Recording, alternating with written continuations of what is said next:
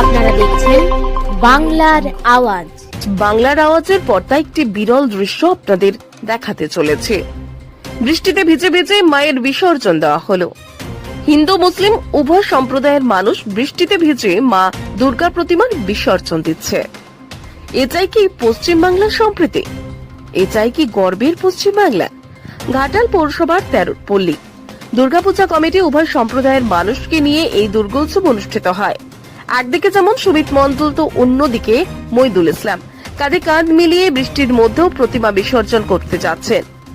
যেখানে সবাই বৃষ্টির কারণে ঘরের দিকে ছুটতে ব্যস্ত, সেখানে ঘাটাল পৌরসভার 13 পল্লীর মা দুর্গার প্রতিমা বিসর্জন দিতে মোহাম্মদ আবু কালাম মল্লিক, দেবশঙ্কর ঘুরুই, রাহুল দাস, সুরজ মোহাম্মদ, লক্ষ্মী দাস, বিল্টু মোদক ও মইদুল ইসলাম সকলে মিলে এগিয়ে চলেছেন। ঘাটাল পৌরসভার মইদুল ইসলাম সম্প্রীতির একটা বড় উদাহরণ। এরকম পশ্চিম বাংলায় কত মইদুল ইসলাম আছে, এটা ভাবার বিষয় আছে কিনা। পরবর্তী আরো খবর জানতে অবশ্যই চোখ রাখুন শুধুমাত্র বাংলার আওয়াজের পর্দায়। ঘাটাল থেকে নকিবুল ইসলামের রিপোর্ট। আপনারা দেখছেন বাংলার আওয়াজ।